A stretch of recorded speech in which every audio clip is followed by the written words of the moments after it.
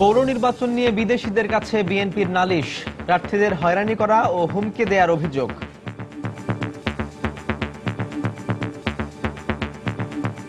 আজকে পর্যন্ত 7 জন মেয়র ইতিমধ্যেই নির্বাচিত হয়েছে এবং প্রায় 150 কাউন্সিলর ইতিমধ্যেই নির্বাচিত। এটা কিভাবে সম্ভব? 1000-এর ওপরে আমাদের নেতা কর্মীকে গ্রেফতার করে জেলে পাঠানো হয়েছে। এদেশে গণতান্ত্রিক কোনো স্বাধীনতা নেই। পৌর এলাকাগুলোতে প্রতিদ্বন্দ্বী প্রার্থীদের মধ্যে পাল্টাপাল্টি অভিযোগ। ভোটের দিন তারা কেউ এলাকায় থাকতে পারবে না, এই ধরনের যে প্রপাগান্ডা চালাচ্ছে, এটা কিন্তু আমি খুব শঙ্কিত। কেন্দ্র দখল করে নিয়ে ভোট 10টার ভিতর শেষ করে দেবে, এই ধরনের কিছু অপপ্রচার চালাচ্ছে। ভোর থেকে বের হয়েছি, ঘরে ঘরে যাচ্ছি, হুমকি দামকি রাজনীতি করলে আমার ঘরে যেতে হবে নাকি? ঝুঁকিপূর্ণ যে কেন্দ্রগুলো আছে সেসব কেন্দ্রগুলো আমরা অলরেডি তালিকাভুক্ত করেছি। সেই অনুযায়ী সেখানে আমাদের নিয়মিত ফোর্সের পাশাপাশি স্ট্রাইকিং টিম থাকবে, মোবাইল টিম থাকবে। দেখছিলেন প্রধান শিরোনাম। দুপুরের সময় আপনাদের সঙ্গে আছি আমি সাজিদ রাজু এবং আমি হাফসাতুন্নেসা। এবার অন্যান্য শীর্ষ সংবাদ। অর্থনীতির বিভিন্ন সূচকে দক্ষিণ এশিয়ার অনেক দেশের চেয়ে এগিয়ে বাংলাদেশ, বললেন প্রধানমন্ত্রী। নৌবাহিনীকে ত্রিমাত্রিক বাহিনী হিসেবে গড়ে তোলার ঘোষণা। 2016 সালকে পরিচ্ছন্নতা বছর হিসেবে গড়ে তোলার ঘোষণা ঢাকা দক্ষিণ সিটি মেয়রের। 30 ডিসেম্বরের মধ্যে গাবতলী এলাকা যানজট মুক্ত করার নির্দেশ উত্তর সিটি মেয়রের। দফায় দফায় অভিযানেও দখলমুক্ত রাখা যাচ্ছে না রাজধানীর ফুটপাত। পুনর্বাসনের দাবি ব্যবসায়ীদের। রাজনৈতিক সংগঠন ও পুলিশের কাছে অসহায় খোদ সিটি কর্পোরেশন। বড়দিন ও 31st নাইটে যে কোনো নাশকতা এড়াতে সর্বোচ্চ সতর্কতায় আইন শৃঙ্খলা রক্ষা বাহিনী। গির্জাগুলোতে সার্বক্ষণিক পুলিশ প্রহরার ব্যবস্থা। এবং সেন্ট মার্টিনে পর্যটকদের নিরাপত্তায় নেই লাইফগার্ড কর্মী ও ট্যুরিস্ট পুলিশ। নিরাপত্তা ঝুঁকিতে পর্যটকরা। শিগগিরই কাজ শুরুর আশ্বাস ট্যুরিস্ট পুলিশের।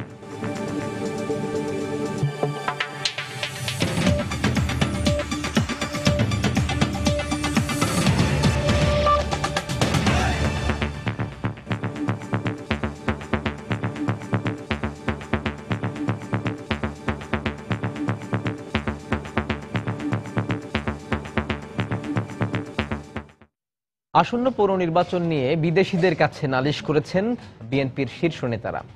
পৌর নির্বাচনে প্রচারণায় বাধা, প্রার্থীদের হয়রানি সহ বিভিন্ন বিষয়ে তারা কূটনীতিকদের কাছে অভিযোগ করেন।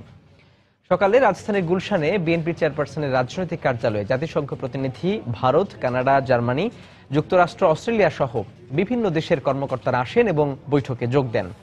বৈঠকে বিএনপির স্থায়ী কমিটির সদস্য মঈন খান, আন্তর্জাতিক বিষয়ক সম্পাদক আসাদুজ্জামান রিপন ছাড়াও অন্যান্যরা উপস্থিত ছিলেন।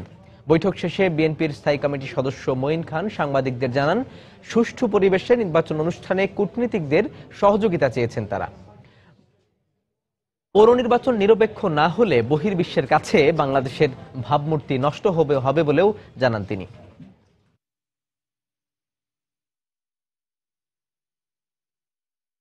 প্রায় 150 কাউন্সিলর ইতিমধ্যেই নির্বাচিত হয়েছে। এটা কিভাবে সম্ভব? এটা সম্ভব হয়েছে এই কারণে যে পৌরসভায় এই একতরফা নির্বাচনগুলো ইতিমধ্যেই হয়ে গেছে নির্বাচনের আগেই, সেখানে কোনো বিরোধী দলকে নমিনেশন ফাইল পর্যন্ত করতে দেওয়া হয়নি। দেশের একদলীয় গণতন্ত্রের ফলশ্রুতি এখানে বিরোধী দল নির্বাচন করতে পারছে না। শুধু তাই নয়, বিগত 2 সপ্তাহ আপনারা জানেন 1000-এর ওপরে আমাদের নেতা কর্মীকে গ্রেফতার করে জেলে পাঠানো হয়েছে। নির্বাচনের দিন এগিয়ে আসার সঙ্গে সঙ্গে ব্যস্ততা বাড়ছে মেয়র ও কাউন্সিলর প্রার্থীদের। প্রতিটি মুহূর্ত কাজে লাগাতে প্রার্থীরা চষে বেড়াচ্ছেন পাড়া মহল্লার অলিগলি। প্রার্থী ও তাদের কর্মী সমর্থকদের মাইকিং, গণসংযোগে মুখর হয়ে উঠেছে প্রতিটি পৌরসভা। নির্বাচনী ইশতেহার বাস্তবায়নের প্রতিশ্রুতি নিয়ে ভোটারদের দুয়ারে ভোট প্রার্থনা করছেন প্রার্থীরা। কুমিল্লা থেকে রিপোর্টার কামরুজ্জামান মামুন ও ব্যুরো প্রতিবেদকদের পাঠানো তথ্য ও ছবি নিয়ে ডেস্ক রিপোর্ট। সকাল থেকেই প্রার্থীদের প্রচারণায় মুখর কুমিল্লার চান্দিনা পৌরসভা। ভোট গ্রহণের সময় এগিয়ে আসায় প্রতিশ্রুতির ফুলঝুরি নিয়ে ভোটারদের দাঁড়ে দাঁড়ে ঘুরছেন মেয়র ও কাউন্সিলর প্রার্থীরা। তবে প্রার্থীদের ইশতেহার নিয়ে নানা হিসেব কষছেন ভোটাররা। নতুন হিসেবে জনগণ একটা সাড়া দিচ্ছে, দলবল নির্বিশেষে আমাকে ভোট দিয়ে মেয়র হিসেবে দেখতে চায়। বিগত 5 বছর যতটুকু উন্নয়নের ছোঁয়া লেগেছে তার আলোকে এবং 3 জন প্রার্থীর মধ্যে বিশেষ বিবেচনা করে যোগ্যতার ভিত্তিতে তারা আমাকে ভোট দেবে। ফেনীতেও প্রচার প্রচারণায় ব্যস্ত সময় পার করছেন মেয়র ও কাউন্সিলর প্রার্থীরা। বিএনপি মনোনীত প্রার্থীর পক্ষে ভোটারদের কাছে ভোট চাইছেন কেন্দ্রীয় নেতারা। উন্নয়নের প্রতিশ্রুতি নিয়ে প্রচার প্রচারণা চালাচ্ছেন আওয়ামী লীগের মেয়র প্রার্থীও।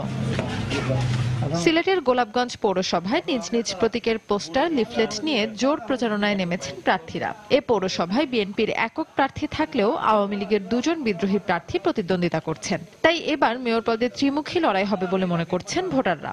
গত 2টি নির্বাচনে আমরা বিপুল ভোটে এই পৌরসভায় বিজয়ী হয়েছি এবং আমার বিশ্বাস উন্নয়নের এই ধারাবাহিকতা রক্ষার্থে জনগণ আমাকে আবারও বিপুল ভোট দিয়ে ইনশাল্লাহ নির্বাচিত করবে। দীর্ঘ 15 বছরে তার কাঙ্ক্ষিত উন্নয়নের ছিটফুটাই হয় নাই, অপরিকল্পিত নগরী গড়ে উঠেছে। আমি অবশ্যই নির্বাচিত হলে একটি পরিকল্পিত নগরী করে গড়ে তুলব। রাস্তা দিলেই গাড় দিলেই গোর যখন নানান যন্ত্রের মাথার গিয়ালে খেউ খেউর লগে করে না।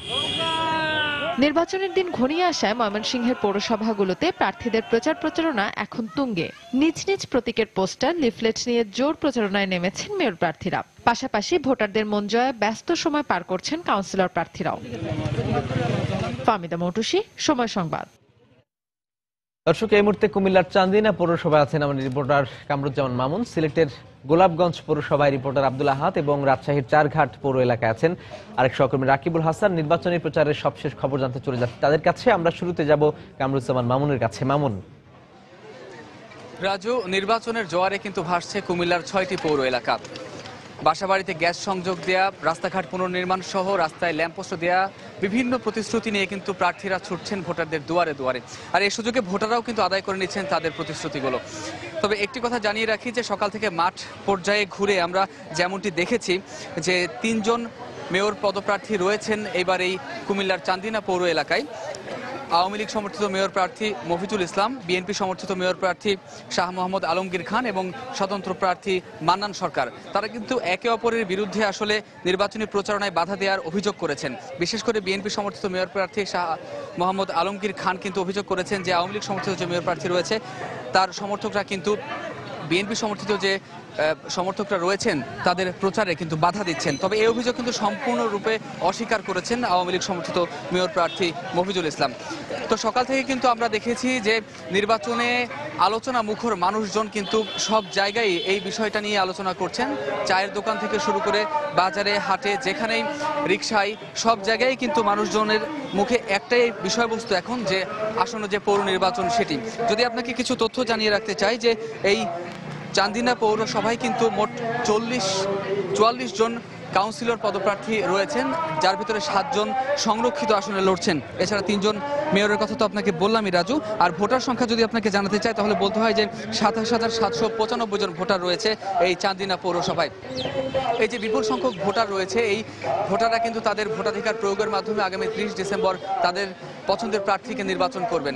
রাজু, আরেকটি তথ্য আপনাকে জানিয়ে রাখতে চাই যে এখানে এসে আমরা সাধারণ মানুষদের সাথে কথা বলেছি। তারা বলেছেন যে মূল প্রতিদ্বন্দ্বিতা আসলে নৌকা এবং ধানের শীষের মধ্যে হতে যাচ্ছে।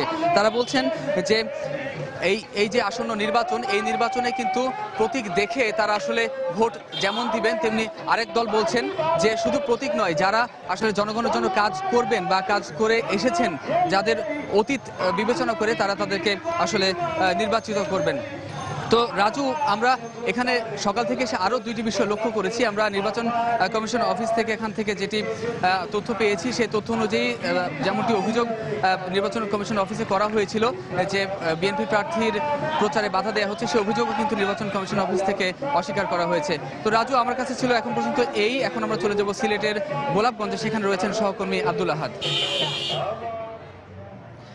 ধন্যবাদ মামুন। আসলে আপনার শেখানোর মতো সিলেটেও একই অবস্থা। আজ সকাল থেকে আমি এখানে আছি এবং আমি আসলে সকাল 8টার সময় এই পৌরসভায় এসে পৌঁছেছি এবং এখনও পর্যন্ত আছি। আমরা যেটা দেখেছি যে মেয়র প্রার্থী যারা রয়েছেন তারা তারা সবগুলো এলাকায় যাচ্ছেন এবং তারা ভোটারদের কাছে তারা ভোট চাচ্ছেন। এবং আওয়ামী লীগ সমর্থিত যিনি প্রার্থী রয়েছেন জাকারিয়া আহমেদ পাপলু, তিনি আজকে 9 নম্বর ওয়ার্ডে প্রচারণা চালাচ্ছেন এবং তার পাশাপাশি বিএনপি সমর্থিত প্রার্থী যিনি রয়েছেন গোলাম কিবরিয়া শাহিন, তিনি 3 নম্বর ওয়ার্ডে প্রচারণা চালাচ্ছেন। তো একটি বিষয় আপনাদের শুরুতেই জানিয়ে রাখি, আমি কথা বলেছিলাম বেশ কিছু প্রার্থীর সাথে, তারা অনেক অভিযোগ করেছেন। বিশেষ করে বিএনপি প্রার্থী যিনি অভিযোগ করেছেন যে আওয়ামী লীগ সমর্থিত প্রার্থী এবং আওয়ামী লীগের যে বিদ্রোহী যারা রয়েছেন তারা তার প্রচারণায় বাধা দিচ্ছেন এবং তার সমর্থকদের বিভিন্নভাবে হুমকি দিচ্ছেন। তো তিনি একটি শঙ্কা প্রকাশ করেছেন যে যদি এভাবে চলতে থাকে তাহলে কি নিরপেক্ষ নির্বাচন হবে কিনা, সে বিষয়টা নিয়ে তিনি শঙ্কা প্রকাশ করেছেন এবং তিনি প্রশাসনের প্রতি আহ্বান জানিয়েছেন যে এই পরিস্থিতি যাতে এখনই দমন করা হয়, এই আহ্বানটা জানিয়েছেন। তবে আমি যে আওয়ামী লীগের প্রার্থীর সাথে আমি কথা বলেছি, তিনি এসব অভিযোগ অস্বীকার করে বলেছেন যে আসলে তাকে ঘায়াল করার জন্যই তার প্রতি এই অভিযোগগুলো করা হচ্ছে। কিন্তু আওয়ামী লীগের যে বিদ্রোহী প্রার্থী যিনি রয়েছেন তার সাথে কথা বলার চেষ্টা করেছি, কিন্তু তিনি আজকে এই পৌরসভায় না থাকার কারণে তিনি ঢাকায় রয়েছেন, তো তার বক্তব্য আমরা এই বিষয়টা পাইনি। তো আমরা যেটা দেখেছি যে এই পৌরসভার যে কাউন্সিলর প্রার্থী যারা রয়েছেন তারাও আসলে মানুষের কাছে গিয়ে তারা প্রতিশ্রুতি দিচ্ছেন যদি তারা নির্বাচিত হন তবে এলাকার সমস্যা সমাধানে এগিয়ে আসবেন। তো এই পৌরসভার সবচেয়ে বড় যেটি সমস্যা আপনারা জানেন, এটি হচ্ছে একটি গ্যাস সমৃদ্ধ এলাকায়। এই পৌরসভায় বেশ কয়েকটি গ্যাস কূপ রয়েছে, কিন্তু পৌরসভার বেশিরভাগ মানুষের বাসাবাড়িতে এখনও গ্যাস পৌঁছায়নি। তো তারা এই বিষয়টি বিশেষভাবে অগ্রাধিকার দিচ্ছেন, তারা যদি নির্বাচিত হন তবে প্রত্যেকের বাড়িতে তারা গ্যাস দিবেন, এমনটি তারা বলেছেন। তো এই পৌরসভায় মোট মেয়র প্রার্থী হচ্ছেন 7 জন, কাউন্সিলর প্রার্থী 42 জন এবং সাধারণ মহিলা কাউন্সিলর প্রার্থী হচ্ছেন 11 জন। তারা সবাই প্রচারণায় ব্যস্ত রয়েছেন। তো আমার কাছে গোলাপগঞ্জ পৌরসভার ছিল এখনো পর্যন্ত এই খবর। আমরা এখন চলে যাচ্ছি রাজশাহীতে, সেখানে আছেন আমাদের সহকর্মী রাকিবুল হাসান। ধন্যবাদ। সিলেটের গোলাপগঞ্জ থেকে সহকর্মী আহাদ জানাচ্ছিলেন সেখানকার নির্বাচনী প্রচারণার খবরাখবর। রাজু, আপনাকে জানিয়ে রাখি 164.52 বর্গ কিলোমিটারের এই চারঘাট পৌর এলাকায় ভোটার সংখ্যা 27,026 জন এবং মেয়র প্রার্থী এখানে 6 জন এবং কাউন্সিলর 39 জন এবং সেই সাথে কিন্তু সংরক্ষিত কাউন্সিলর রয়েছেন 12 জন প্রার্থী। তারা কিন্তু আজকে সকাল থেকে প্রচারণায় ছিলেন এবং কিছুক্ষণ আগে আমরা খেয়াল করেছি যে একটি বেসরকারি উন্নয়ন সংস্থা তারা মুখোমুখি একটি আয়োজন করে, অর্থাৎ ভোটারদের সাথে তাদের মুখোমুখি একটি সংলাপ হয়েছে এবং সেখানে আমরা দেখেছি প্রত্যেকেই যে প্রতিশ্রুতিগুলো দিয়েছে, তাদের যে ইস্তেহারগুলো কথা বলেছে সেটি কিন্তু এই পৌর এলাকার উন্নয়নের জন্যই। এবং আমরা এখানে একটি জিনিস জানিয়ে রাখি, 1998 সালে কিন্তু চারঘাট পৌর এলাকা স্বীকৃতি পায় এবং 17 বছরে তারা যে উন্নয়নটা দেখেছে, ভোটাররা বলছে যে এর থেকে আরো বেশি উন্নয়ন হওয়ার প্রয়োজন ছিল এবং সেই তাগাদাতেই কিন্তু ভোটাররা বলছেন যে পরবর্তীতে যারা নির্বাচিত হবেন তারা যেন তাদের এই পৌর নগরীটিকে অনেক সুসজ্জিতভাবে রাখে এবং এখানকার রাস্তাঘাট হয়েছে খানিকটা, কিন্তু তারা দাবি করছেন যে আসলে পানি নিষ্কাশন ব্যবস্থা, এখানে বিদ্যুতায়ন এবং আলোকায়নের ব্যবস্থা এই পৌর দায়িত্বে যিনি আসবেন, পৌর পিতা যিনি হবেন, তিনি তাকে দায়িত্ব নিতে হবেন। এবং সেই সাথে কিন্তু সাধারণ ভোটাররা বলছেন যে হচ্ছে আসলে যারা এই ধরনের প্রতিশ্রুতিগুলো দিবেন তাদেরকে আসলে তারা 30 তারিখে ব্যালটের মাধ্যমে নির্বাচন করবেন। তো রাজু, এই ছিল চারঘাট পৌর এলাকা নির্বাচনের প্রচারণার সর্বশেষ খবর। দর্শক, সারা দেশেই পৌরসভাগুলোতে নির্বাচন হচ্ছে। আমরা কয়েকটি জায়গার খবর আপনাদের জানালাম। কুমিল্লার চান্দিনা থেকে আমাদের সঙ্গে যোগ দিয়েছিলেন কামরুজ্জামান মামুন, সিলেটের গোলাপগঞ্জ পৌরসভার খবর জানছিলাম আব্দুল আহাদের কাছ থেকে এবং রাজশাহীর চারঘাট এলাকার পৌর নির্বাচনের সবশেষ খবর জানাচ্ছিলেন আমাদের আরেক সহকর্মী রাকিবুল হাসান। পৌর নির্বাচনের আরো খবর থাকছে সংবাদের শেষের দিকে। প্রধানমন্ত্রী শেখ হাসিনা বলেছেন, অর্থনীতির বিভিন্ন সূচকে দক্ষিণ এশিয়ার অনেক দেশের চেয়ে এগিয়ে আছে বাংলাদেশ। চট্টগ্রামের বাংলাদেশ নেভাল একাডেমিতে নৌবাহিনীর শীতকালীন রাষ্ট্রপতি কুচকাওয়াজ অনুষ্ঠান শেষে প্রধানমন্ত্রী একথা বলেন। সকাল 11টার দিকে প্রধানমন্ত্রী নেভাল একাডেমির কুচকাওয়াজে প্রধান অতিথি হিসেবে উপস্থিত হন। এ সময় নৌবাহিনীর পক্ষ থেকে প্রধানমন্ত্রীকে স্বাগত জানান নৌবাহিনীর প্রধান vice admiral M Farid Habib. Direct entry officer 2015B এবং মিডশিপম্যান 2014 এর ব্যাচের শীতকালীন রাষ্ট্রপতি কুচকাওয়াজের আয়োজন করা হয়। প্রধানমন্ত্রী তার বক্তব্যে আরো বলেন, নৌবাহিনীকে একটি ত্রিমাত্রিক বাহিনী হিসেবে গড়ে তুলতে কাজ করছে সরকার।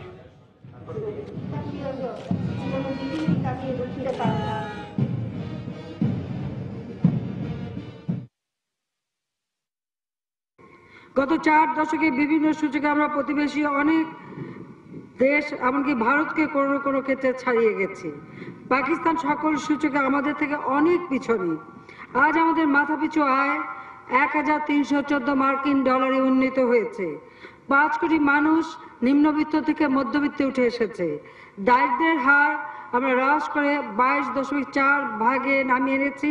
আমাদের যে সমুদ্র সম্পদ রয়েছে, যেমন মৎস্য, তেল, প্রাকৃতিক সম্পদ বা অন্যান্য মূল্যবান খনিজ পদার্থ বা সামুদ্রিক পদার্থ, এই সম্পদ রক্ষা করা, আহরণ করা, অর্থনীতিতে কাজে লাগানো, দেশের মানুষের জীবন মান উন্নত করবার ক্ষেত্রে এগুলি প্রয়োজনীয় ব্যবস্থাপনা করা, এটা একটা বিরাট দায়িত্ব। যে দায়িত্ব নৌবাহিনীর উপরই বর্তায়, আপনাদের উপরই বর্তায়। 5টি দেশ যারা তাদের প্রবৃদ্ধি অর্জনে সক্ষমতা অর্জন করেছে, এই 5টি দেশের মধ্যে বাংলাদেশ একটি দেশ। আজকে বিশ্বে আমরা মর্যাদা অর্জন করেছি। আমাদের এই অর্জিত সম্মান অব্যাহত রাখতে যে কোনো ত্যাগ স্বীকারে সকলকে প্রস্তুত থাকতে হবে।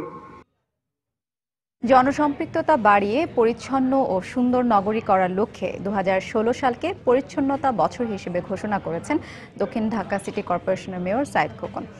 একই সাথে 2016 সালে ঢাকা শহরকে সুন্দর ও পরিচ্ছন্ন নগরী করতে আধুনিক বর্জ্য ব্যবস্থাপনা চালু, গণশৌচাগার তৈরি, পাবলিক টয়লেট ব্যবস্থা উন্নতকরণ, সবুজায়ন নগরী করার পরিকল্পনার রূপকল্প দেন মেয়র।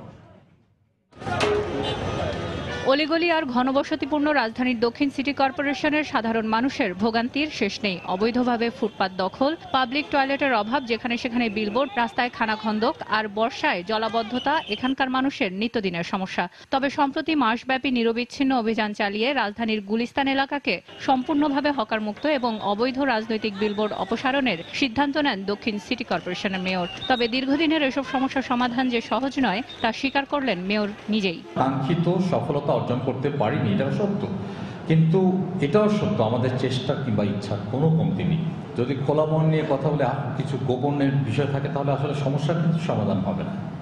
এখানে এক শ্রেণীর রাজনৈতিক কর্মী, বিভিন্ন দলের কিছু পুলিশের অসাধু কর্মকর্তা এই সমস্ত বিষয়ের সঙ্গে জড়িত আছে, এটা আমরা সবাই জানি। বুধবার সকালে রাজধানীর একটি হোটেলে নাগরিক জীবনের সমস্যা এবং সমাধানের পরিকল্পনা নিয়ে আয়োজিত সংবাদ সম্মেলনে 2016 সালকে পরিচ্ছন্ন বছর হিসেবে ঘোষণা করেন দক্ষিণ সিটি মেয়র। জানালেন ঢাকা শহরকে সুন্দর এবং পরিচ্ছন্ন করতে আধুনিক বর্জ্য ব্যবস্থাপনা চালু, গণশৌচাগার তৈরি, পাবলিক টয়লেটের ব্যবস্থা উন্নতকরণ, সবুজায়ন নগরী করার পরিকল্পনার কথা।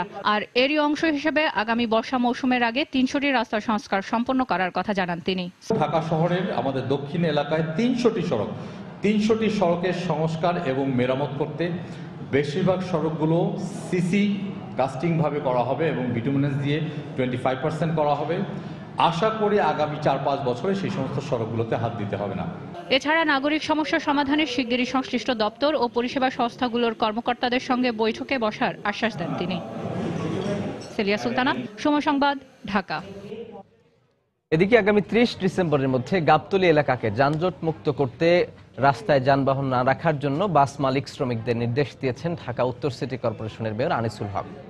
সকালে গাবতলীর সড়ক, বাস, ট্রাক টার্মিনাল ও এর আশপাশ এলাকা পরিদর্শন করে তিনি একথা বলেন।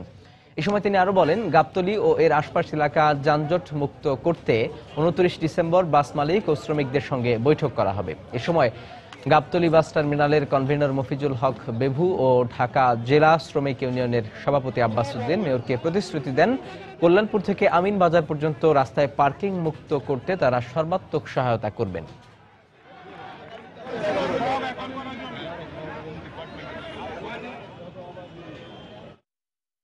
আমরা অন্যান্য জায়গাতেও সময় দিয়েছি, একটি জায়গায় হয়তো উনি জায়গা খুঁজে পাচ্ছেন না।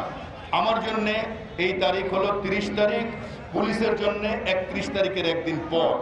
অন্যান্য এলাকায় মালিকবৃন্দ, তেজগাঁ এলাকায়, কাউরান বাজার এলাকায় নেতৃবৃন্দ যেইভাবে কথা বলেছেন, সলিউশন করেছেন, আপনারা কোথায় রাখবেন এই মুহূর্তে আমি বলতে পারি না, আমি তার সমাধানও দিতে পারবো না, কিন্তু আমার দায়িত্ব হলো ঢাকাবাসীর রাস্তা পরিষ্কার থাকতে হবে। আমরা আপনার সাথে কাঁধে কাঁধ মিলিয়ে এই অবস্থা থেকে, যানজট থেকে নিরসন করে এই এলাকা মুক্ত করব। দফায় দফায় অভিযানেও দখলমুক্ত রাখা যাচ্ছে না রাজধানীর ফুটপাত। কোথাও দোকান, কোথাও স্থাপনা, অসহায় পথচারীরা। দোকানীদের দাবি, ব্যবসার নতুন ঠিকানা না পেলে উঠবেন না তারা। তবে তাদের পুনর্বাসন করে কবে নাগাদ শুধুই পথচারীদের জন্য ফুটপাত হবে তা নির্দিষ্ট করে বলতে পারেনি সিটি কর্পোরেশন। বিস্তারিত শাহ আলী জয়ের রিপোর্টে।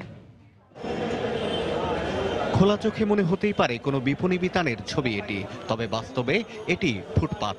ঢাকার ফুটপাথের বর্তমান চিত্রটা এমনই। রাস্তা বন্ধ করে রাখবেন না। 6 মাস ধরেই রাজধানীর বিভিন্ন ফুটপাত দখলমুক্ত করতে চলছে বিরামহীন অভিযান, কিন্তু ফলাফল শূন্য। অবৈধ দোকান উচ্ছেদের পরপরই আবারও সেখানে বসে যাচ্ছেন দোকানিরা। সিটি কর্পোরেশনের তো কদমিতে উচ্ছেদ করে না, বিকল্প ব্যবস্থা না করে দিলে আমরা কি করে খাইব?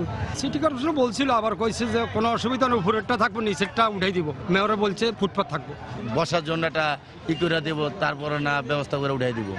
যদি এমনি যদি আগে থাকতে উঠাই দেয় তাহলে মানুষ তো না খেয়ে মরবো। সিটি কর্পোরেশনের হিসেব বলছে উত্তর দক্ষিণ মিলিয়ে 2 সিটি কর্পোরেশনে ফুটপাত রয়েছে 163 কিলোমিটার, যার মধ্যে 108 কিলোমিটারই দখল করে আছে হকার আর ছিন্নমূল ব্যবসায়ীরা। ঢাকার গুলিস্তান, পল্টন, মতিঝিল, মালিবাগ, নিউ মার্কেট সব ফুটপাথেই দখলের জয় জয়কার।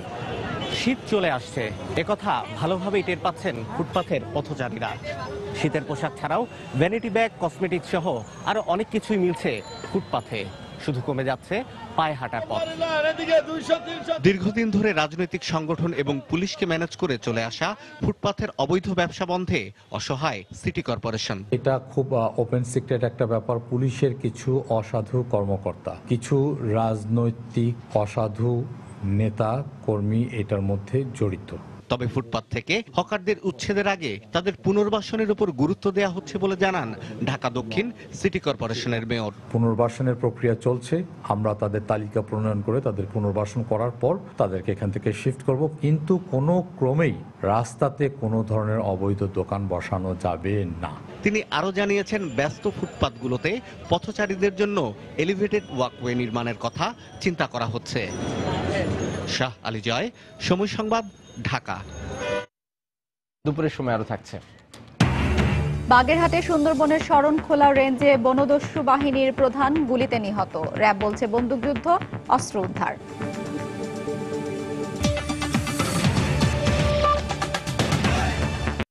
খ্রিস্টান ধর্মাবলম্বীদের প্রধান ধর্মীয় উৎসব বড়দিন এবং তার মাত্র 6 দিন পর 31st নাইটে সম্ভাব্য নাশকতা প্রতিরোধে ব্যাপক প্রস্তুতি নিয়ে মাঠে নামছে আইনশৃঙ্খলা রক্ষা বাহিনী।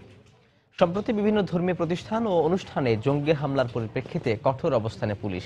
কর্মকর্তারা জানিয়েছেন, গির্জা ও খ্রিস্টান অধ্যুষিত এলাকাগুলোতে সার্বক্ষণিক পুলিশ পাহারা দেওয়ার সিদ্ধান্ত নেওয়া হয়েছে।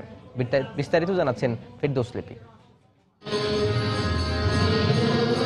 যীশু খ্রিস্টের জন্মক্ষণটি সবচেয়ে পবিত্র হিসেবে গণ্য করে এই দিনটি বড়দিন হিসেবে পালন করে সারা বিশ্বের খ্রিস্টানরা।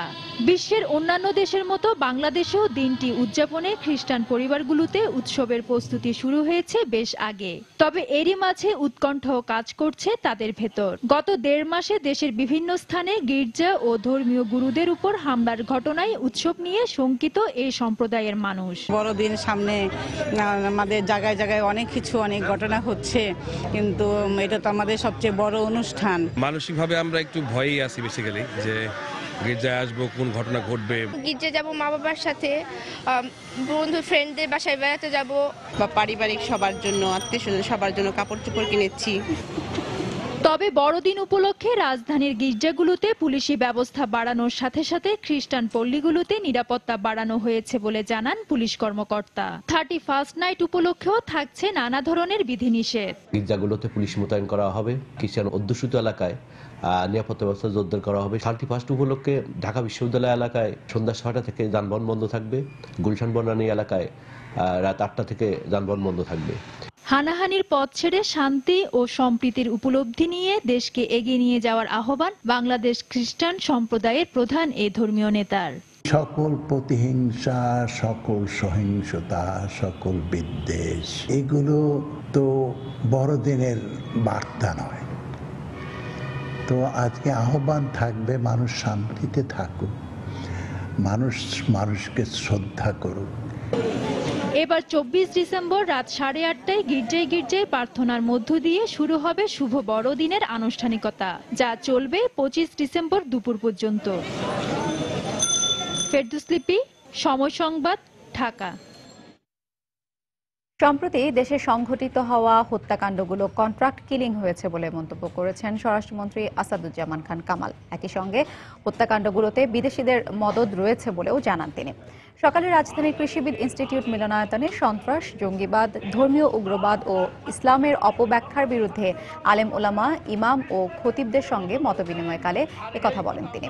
অনুষ্ঠানের বিশেষ অতিথি খাদ্যমন্ত্রী অ্যাডভোকেট কামরুল ইসলাম বলেন, দেশকে জঙ্গি রাষ্ট্র বানানোর ষড়যন্ত্র চলছে, তাই আলেম ওলামাদের জঙ্গিবাদের বিরুদ্ধে ঐক্যবদ্ধ হওয়ারও আহ্বান জানান তিনি। আমরা চাই অগ্রগতি, আমরা চাই আলোকিত দেশ। এইগুলি হত্যাকাণ্ডগুলি যেগুলি হয়েছে সবগুলি হত্যাকাণ্ডই করেছে কন্ট্রাক্ট কিলিং, টাকার মাধ্যমে, বিদেশ থেকে পরামর্শের মাধ্যমে এই কন্ট্রাক্ট কিলিংগুলি হয়েছে। আমরা সবগুলো দেখেছি। 3 জন করে এক একটা হত্যাকাণ্ড আসতো, টাকার বিনিময়ে আসতো, হত্যাকাণ্ড করেই পালিয়ে যেত আর বলতো আইএস করেছে, জেএমবি করেছে। আরে বাবা, আইএস জেএমবি এগুলো কোথায় কোনোটা নাই, কিন্তু তারপরেও এগুলো বলা হচ্ছে। আইএস বলেন, আই কাদা বলেন, তাদের জন্মদাতা কারা? যারা জন্ম দিয়েছে তাদেরকে আজকে তারাই আবার তাদেরকে দমন করার নামে মুসলমানদের বিরুদ্ধে আজকে তারা নেমেছে। এই গোষ্ঠী যদি বাংলাদেশটাকে যদি জঙ্গি দেশ হিসেবে প্রমাণ করতে পারে, তাহলে আজকে বাংলাদেশেও তারা প্রবেশ করতে পারবে, বাংলাদেশটাকে তারা আজকে ধ্বংস করার একটা পায়তারা করছে। যখন আমরা এগিয়ে যাচ্ছি, এখনো যদি আমরা সবাই ঐক্যবদ্ধভাবে এই জঙ্গি গোষ্ঠীর এই মওদুদিবাদের আমরা যদি মোকাবেলা না করতে পারি, ঐক্যবদ্ধভাবে যদি আমরা তাদের রুখে দাঁড়াতে না পারি, সিরিয়ার মতো, ইরাকের মতো বাংলাদেশটাকেও তারা গ্রাস করার একটা ষড়যন্ত্র তারা করছে, নীল নকশাচ্ছে। আমরা সেই নীল নকশা কোনো অবস্থাতেই বাস্তবায়িত হতে দেব না। আবারও পৌর নির্বাচনের খবর। চট্টগ্রামে পৌরসভা নির্বাচনের দিন যতই ঘনিয়ে আসছে, প্রতিদ্বন্দ্বী প্রার্থীদের মধ্যে হুমকি ধামকি এবং কেন্দ্র দখল পরিকল্পনার অভিযোগ ততই বেড়ে চলেছে। তবে এখন পর্যন্ত লিখিত কোনো অভিযোগ না পেলেও দক্ষিণ চট্টগ্রামের সন্ত্রাস কবলিত বাঁশখালী ও সাতকানিয়া পৌরসভার 23টির মধ্যে 11টি কেন্দ্রকে ঝুঁকিপূর্ণ হিসেবে চিহ্নিত করেছে পুলিশ। বিস্তারিত জানাচ্ছেন কমল দে। আর কয়েকদিন পরেই পৌরসভা নির্বাচন। দিনরাত জোর প্রচারণা চালিয়ে যাচ্ছেন প্রার্থীরা। সকাল না হতে ছুটছেন ভোটারদের দ্বারে দ্বারে, আর তা চলছে মধ্যরাত পর্যন্ত। কিন্তু এর মাঝে থেমে নেই নানা ধরনের অভিযোগ। বিশেষ করে বিএনপি মনোনীত প্রার্থীদের পক্ষ থেকেই অভিযোগ আসছে সবচেয়ে বেশি। নির্বাচনের দিন কেন্দ্র দখল হয়ে যেতে পারে আশঙ্কায় শঙ্কিত তারা। ভোটের দিন তারা কেউ এলাকায় থাকতে পারবে না, এই ধরনের যে প্রপাগান্ডা চালাচ্ছে, এটা কিন্তু আমি খুব শঙ্কিত যে আদৌ সুষ্ঠু নির্বাচন হবে কিনা। 30 তারিখ ভোট কেন্দ্র দখল করে নিয়ে ভোট 10টার ভিতর শেষ করে দেবে, এই ধরনের কিছু অপপ্রচার চালাচ্ছে। বিএনপির প্রার্থীদের হুমকি ধমকি এবং কেন্দ্র দখল পরিকল্পনার অভিযোগকে নির্বাচনী কৌশল হিসেবে দেখছেন আওয়ামী লীগের প্রার্থীরা। আমরা জনগণের কাছে যাচ্ছি, এই যে ভোর থেকে বের হয়েছি, ঘরে ঘরে যাচ্ছি, হুমকি দামকি রাজনীতি করলে আমার ঘরে যেতে হবে নাকি? এবারের নির্বাচনে জামায়াত শিবির অধ্যুষিত বাঁশখালী এবং সাতকানিয়া পৌরসভাকে কিছুটা ঝুঁকিপূর্ণ হিসেবে বিবেচনা করছে পুলিশ প্রশাসন। তাই বাঁশখালী পৌরসভার 11টি কেন্দ্রের মধ্যে 6টি এবং সাতকানিয়া পৌরসভার 12টি কেন্দ্রের মধ্যে 5টিকে অধিক ঝুঁকিপূর্ণ হিসেবে চিহ্নিত করা হয়েছে। ঝুঁকিপূর্ণ যে কেন্দ্রগুলো আছে, সেসব কেন্দ্রগুলো আমরা অলরেডি তালিকাভুক্ত করেছি। সে অনুযায়ী সেখানে আমাদের নিয়মিত ফোর্সের পাশাপাশি স্ট্রাইকিং টিম থাকবে, মোবাইল টিম থাকবে। আগামী 30 ডিসেম্বর সাতকানিয়া এবং বাঁশখালী সহ চট্টগ্রামের 10টি পৌরসভায় নির্বাচন অনুষ্ঠিত হবে। এর মধ্যে প্রতিটিতে মূল লড়াই রয়েছে আওয়ামী লীগ এবং বিএনপি প্রার্থীরা। কমল দে, সময় সংবাদ, চট্টগ্রাম। দেখছেন দুপুরের সময়। দুরন্ত বাইসাইকেল, উড়ে চলো দুরন্ত গতিতে। সরকার ঘোষিত নতুন পে স্কেলে আর কোনো সংশোধনী আনা হবে না বলে জানিয়েছেন অর্থমন্ত্রী আবুল মাল আব্দুল মুহিত। সকালে সচিবালয়ে তিনি সাংবাদিকদের একথা জানান। এ সময় তিনি আরও বলেন, পে স্কেল নিয়ে বিভিন্ন মহলের দাবি অযৌক্তিক। জানুয়ারি মাসের বেতন ভাতা হাতে পেলেই সব ভ্রান্তি দূর হয়ে যাবে বলে মন্তব্য করেন তিনি। বেসরকারি শিক্ষা প্রতিষ্ঠানের শিক্ষকদের এমপিওভুক্ত বিষয়ে দ্বিমত প্রকাশ করে মুহিত বলেন, এমপিও যৌক্তিকতা নিয়ে একটি কমিটি কাজ করছে। কমিটির প্রতিবেদনের পর এমপিও এর বিষয়ে সিদ্ধান্ত নেওয়া হবে।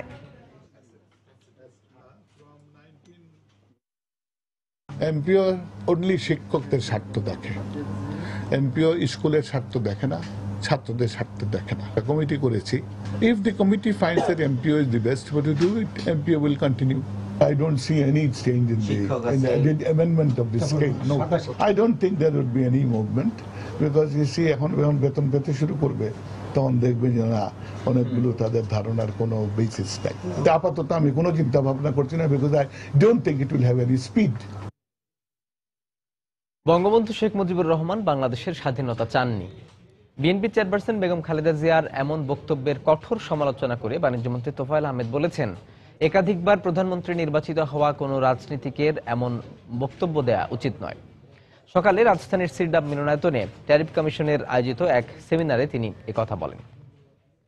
আমার একটা ধারণা ছিল যে যিনি একাধিকবার প্রধানমন্ত্রী হয়েছেন নিশ্চিত তার জ্ঞান আছে, নিশ্চয়ই তার শিক্ষা দীক্ষা আছে, কিন্তু বুঝবেন তিনি কি করে বললেন জাতির পিতা বঙ্গবন্ধু স্বাধীনতা চাননি।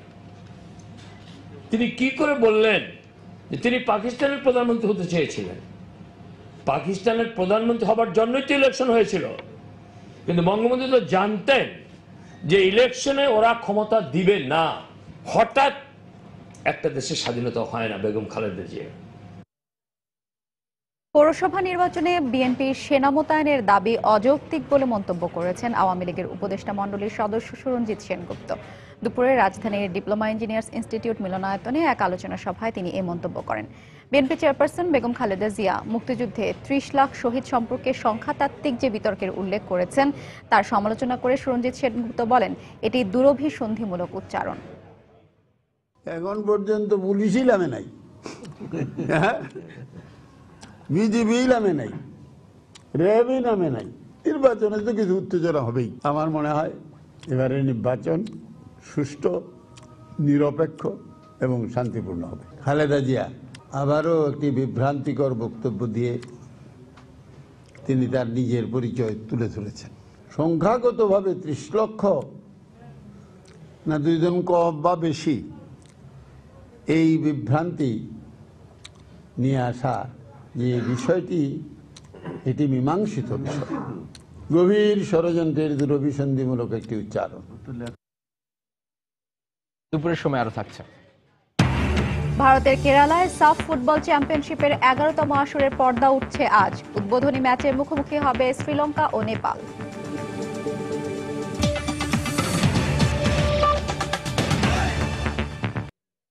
যানজট কমাতে রাস্তার উপরে অবৈধভাবে বসা সব ধরনের দোকানপাট তুলে দেওয়া হবে বলে মন্তব্য করেছেন গৃহায়ন ও গণপূর্ত মন্ত্রী ইঞ্জিনিয়ার মোশাররফ হোসেন। সকালে রাজধানীর হাতিরঝিলে চক্রাকার বাস সার্ভিসের উদ্বোধনকালে তিনি একথা বলেন। বাস সার্ভিসের উদ্বোধন উপলক্ষে এফডিসি সংলগ্ন হাতিরঝিলে আয়োজিত অনুষ্ঠানে আরও উপস্থিত ছিলেন স্বরাষ্ট্রমন্ত্রী আসাদুজ্জামান খান কামাল। তারা বলেন, গুলশান বনানী ও বারিধারার লেকগুলোকে পর্যায়ক্রমে হাতিরঝিলের সঙ্গে সংযুক্ত করা হবে। এছাড়া হাতিরঝিলের সৌন্দর্য বর্ধনে আরও নানান পরিকল্পনা নেওয়া হবে। মোট 6টি বাসের মধ্যে আজ 4টি বাসের উদ্বোধন করা হয়, যা চলবে মোট 11টি স্টপেজ দিয়ে।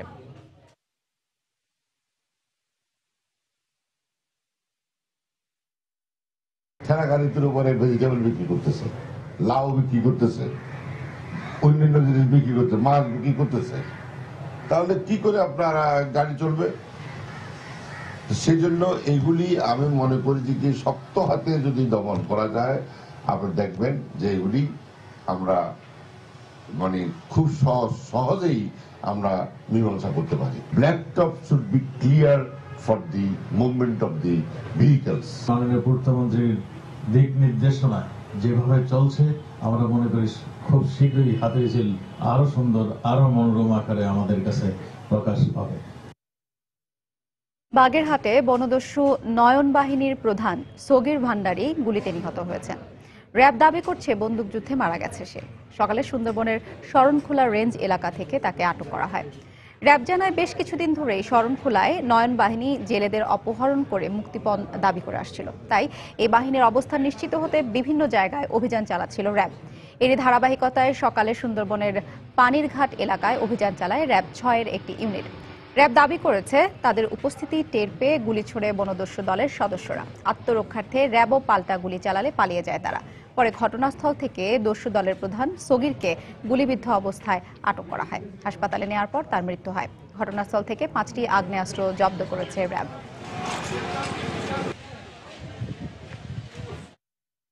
দিনাজপুরের বিরামপুর পৌরসভার বিএনপি মনোনীত মেয়র প্রার্থী আজাদুল ইসলাম আজাদকে গত রাতে ধারালো অস্ত্র দিয়ে কুপিয়েছে দুর্বৃত্তরা। পরে গুরুতর আহত অবস্থায় তাকে রংপুর মেডিকেল কলেজ হাসপাতালে ভর্তি করা হয়। পুলিশ ও দলের কর্মীরা জানায়, গতকাল রাত 11:30টার দিকে প্রচারণা শেষে রিকশায় করে দলীয় কার্যালয়ে ফিরছিলেন আজাদ। এ সময় বিরামপুর শহরের আনসার মাঠের সামনে দুর্বৃত্তরা তার পথ রোধ করে ধারালো অস্ত্র দিয়ে কুপিয়ে পালিয়ে যায়। এতে আজাদের বাম হাত ও মাথায় গভীর ক্ষতের সৃষ্টি হয়। পরে রাত 12:30টার দিকে তাকে রংপুর মেডিকেল কলেজ হাসপাতালে নিয়ে যাওয়া হয়।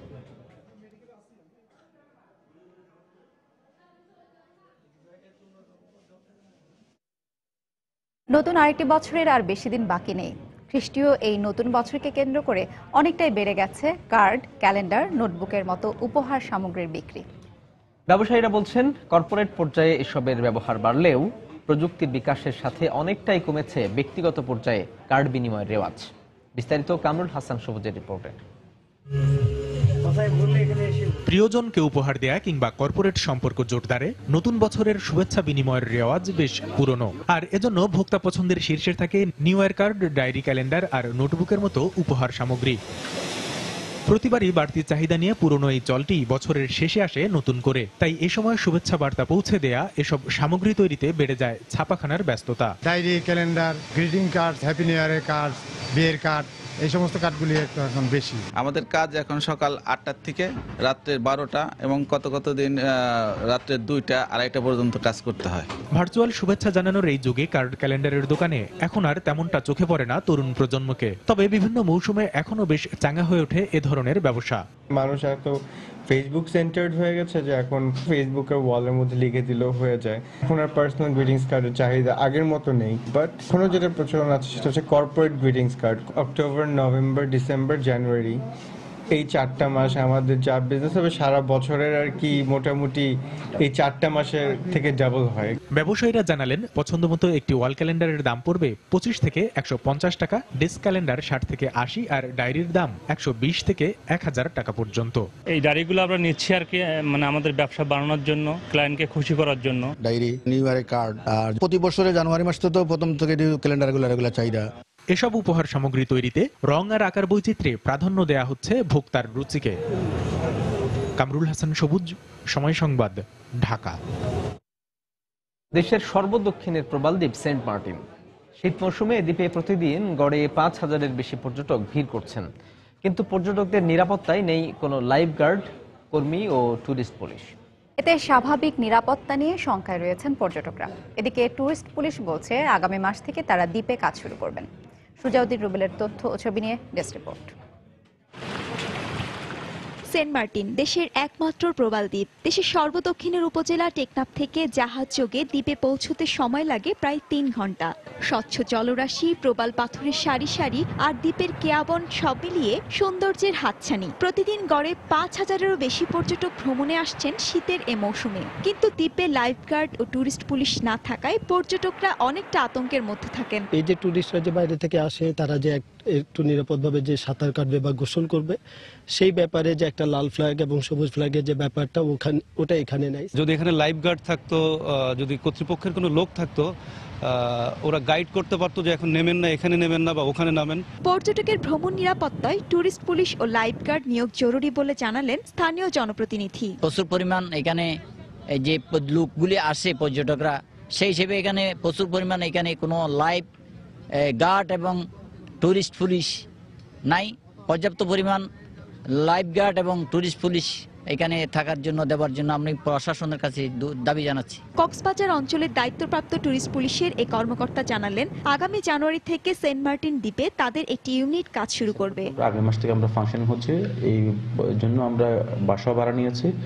70 জন পুলিশের আমাদের রয়েছে, মেনশন রয়েছে।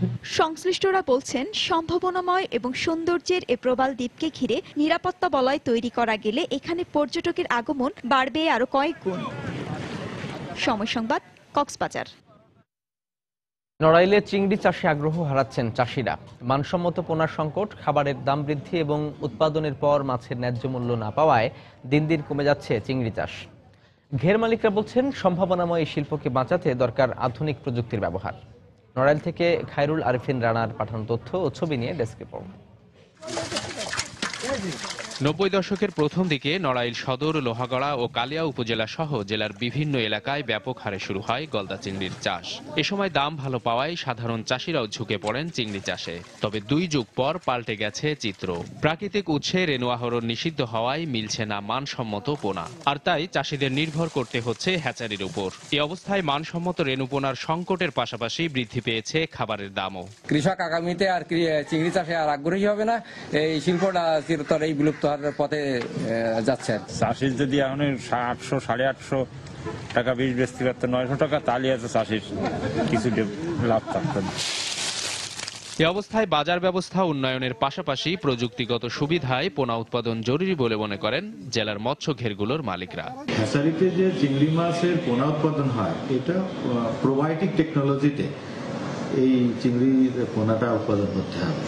আর খাদ্যের যে দাম, সে দামটাও কমানো দরকার। তবে উদ্ভূত সমস্যা নিরসনে এরই মধ্যে নানা উদ্যোগ নেওয়া হয়েছে বলে জানায় মৎস্য অধিদপ্তর। প্রদর্শনী খামারের মাধ্যমেও আমরা যে আধুনিক প্রযুক্তি হস্তান্তরের যে কলা কৌশলের যে একটা পদ্ধতি, সেটা মাঠ পর্যায়ে নিয়ে যেতে পারছি। 2013 সালে জেলায় 5378টি ঘেরে চাষ করা হয়েছিল গলদা চিংড়ি। এ সংখ্যা মাত্র 2 বছরের ব্যবধানে নেমে এসেছে অর্ধেকে। সময় সংবাদ, নড়াইল।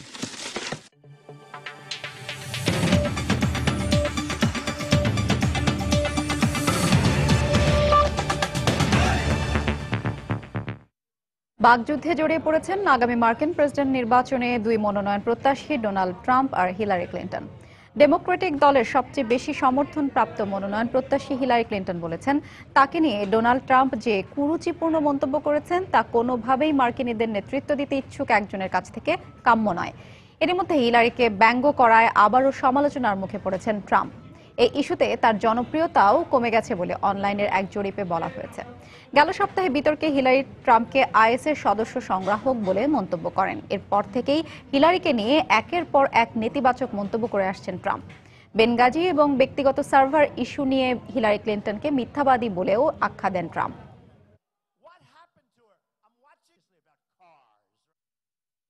চীনের গুয়াংডং প্রদেশের শেনজেন শহরে ভূমিধসের ঘটনায় নিখোঁজ 25 নারী সহ 76 ব্যক্তিকে উদ্ধারে দ্বিতীয় দিনের মতো অভিযান অব্যাহত রেখেছে কর্তৃপক্ষ।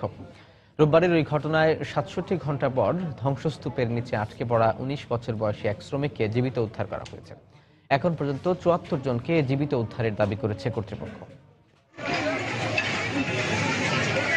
ভূমিধসের 60 ঘন্টা পর জীবিত উদ্ধার হলেন তিয়াং জেমিং নামের 19 বছরের এক শ্রমিক। রোববার চীনের গুয়াংডং প্রদেশের শেনজেনের শিল্প এলাকায় ভূমিধসের ঘটনায় স্থানীয় সময় বুধবার ভোরে ধ্বংসস্তূপের নিচ থেকে তাকে তুলে আনতে সক্ষম হন উদ্ধারকারীরা।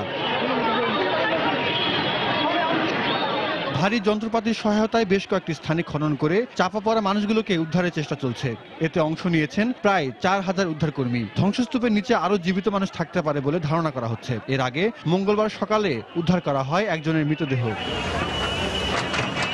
ভারী বৃষ্টিপাতে মাটি ও নির্মাণ বর্জ্যের একটি বড় আকারের স্তূপ ভেঙে পড়লে এই ভূমিধসের সূচনা হয়।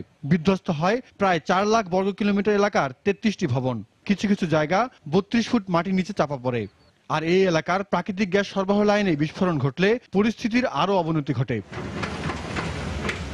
ভূমিধসের পর স্থানীয় অন্তত 900 বাসিন্দাকে নিরাপদ জায়গায় সরিয়ে নিয়েছে কর্তৃপক্ষ। জাহিদুর রহমান, সময় সংবাদ।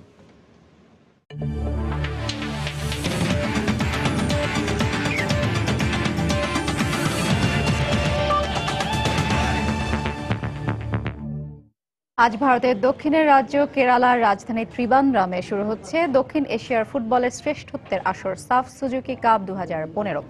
আসরের সবগুলো ম্যাচ অনুষ্ঠিত হবে ত্রিবান্দ্রম আন্তর্জাতিক স্টেডিয়ামে। পাকিস্তান আসর থেকে নাম প্রত্যাহার করে নেয় এবারে টুর্নামেন্ট হতে যাচ্ছে 7 দলের। উদ্বোধনী ম্যাচে গ্রুপ এ এর খেলায় নেপালের মুখোমুখি হবে শ্রীলঙ্কা। বাংলাদেশ সময় ম্যাচটি শুরু হবে সন্ধ্যা 7টায়।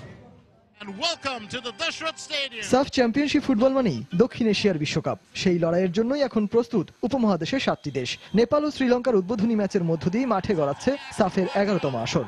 যে আসরের ভেন্যু ভারতের কেরালায় প্রায় 50,000 দর্শক ধারণ ক্ষমতা সম্পন্ন ত্রিবান্দ্রম আন্তর্জাতিক স্টেডিয়ামে এখন সাজ। পাকিস্তান আগেই টুর্নামেন্ট থেকে নিজেদের নাম প্রত্যাহার করে নেয় আসরে অংশগ্রহণকারী দলের সংখ্যা কমে দাঁড়িয়েছে 7টিতে। ভারত, শ্রীলঙ্কা ও নেপাল গ্রুপ এ তে প্রতিদ্বন্দ্বিতা করবে, আর গ্রুপ বি তে বাংলাদেশের প্রতিপক্ষ হিসেবে রয়েছে মালদ্বীপ, আফগানিস্তান ও ভুটান। সাফে সর্বোচ্চ 5 বারের চ্যাম্পিয়ন ভারত এবারে রয়েছে টপ ফেভারিটের তালিকায়। সেই সাথে ফিফা র্যাঙ্কিংয়ে 150 নম্বরে থাকা আফগানিস্তান দক্ষিণ এশিয়ান অঞ্চলের মাঝে সবচেয়ে এগিয়ে থাকায় আসরের ফেভারিটের তালিকায় থাকছে তারাও। নিজেদের ইতিহাসে 10ম বারের মতো সাফ ফুটবলে অংশগ্রহণ করতে যাওয়া বাংলাদেশ সবশেষ এক যুগ আগে শিরোপা জিতলেও এবারের আসরের ফেভারিটের তালিকায় রয়েছে তারাও। বাংলাদেশের সাথে একবার করে সাফের শিরোপা জিতেছে 2008 সালে মালদ্বীপ ও 1995 সালে শ্রীলঙ্কা। এবারের আসর শুরুর আগে অংশ নেয়া দেশগুলোর মধ্যে ফিফা র্যাঙ্কিংয়ে আফগানিস্তানই সবচেয়ে এগিয়ে। এরপরে রয়েছে 160 নম্বরে থাকা মালদ্বীপ, পরের স্থানটিতে 166 নম্বরে থাকা ভারত, আর 182তম স্থান নিয়ে সাফ অঞ্চলে বাংলাদেশের অবস্থান 4 নম্বরে। এর পরপরই রয়েছে যথাক্রমে 188 নম্বরে থাকা ভুটান, 192 নম্বরে থাকা নেপাল ও 194 নম্বরে থাকা শ্রীলঙ্কা। আসরে গ্রুপ পর্যায়ে প্রতিটি দলই একবার করে পরস্পরের মুখোমুখি হবে। দুই গ্রুপের শীর্ষ দুটি দলই পাবে সেমিফাইনালের টিকিট, আর সেমিফাইনালের বিজয়ী দুই দলই 3 জানুয়ারি ফাইনালের মঞ্চে মুখোমুখি হবে শিরোপার যুদ্ধে। আসরের শুরুর দিকে টুর্নামেন্টের নাম সাফ চ্যাম্পিয়নশিপ থাকলেও স্পন্সরদের আবেদনের প্রেক্ষিতে পরবর্তীতে টুর্নামেন্টের নামকরণ করা হয় সাফ সুজুকি কাপ।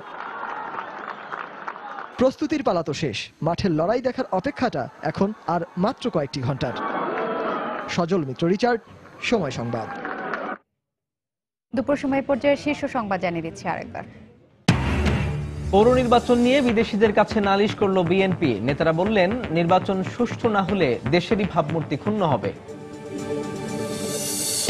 পৌর এলাকাগুলোতে জমজমাট নির্বাচনী প্রচারণা। চট্টগ্রামে প্রতিদ্বন্দ্বী প্রার্থীদের মধ্যে হুমকি ধামকি সহ পাল্টাপাল্টি অভিযোগ। 11টি কেন্দ্র ঝুঁকিপূর্ণ বলছে পুলিশ। অর্থনীতির বিভিন্ন সূচকে দক্ষিণ এশিয়ার অনেক দেশের চেয়ে এগিয়ে বাংলাদেশ, বললেন প্রধানমন্ত্রী। নৌবাহিনীকে ত্রিমাত্রিক বাহিনী হিসেবে গড়ে তোলার ঘোষণা। 2016 সালকে পরিচ্ছন্নতা বছর হিসেবে গড়ে তোলার ঘোষণা ঢাকা দক্ষিণ সিটি মেয়রের। 30 ডিসেম্বরের মধ্যে গাবতলী এলাকা যানজটমুক্ত করার নির্দেশ উত্তর সিটি মেয়রের। এবং বড়দিন ও 31st নাইটে যেকোনো নাশকতা এড়াতে সর্বোচ্চ সতর্কতায় আইন শৃঙ্খলা রক্ষা বাহিনী, গির্জাগুলোতে সার্বক্ষণিক পুলিশ প্রহরার ব্যবস্থা। এই ছিল দুপুরের সময়। যে কোনো খবর পেতে ভিজিট করুন সময়নিউজ.tv। সঙ্গে থাকুন সময়।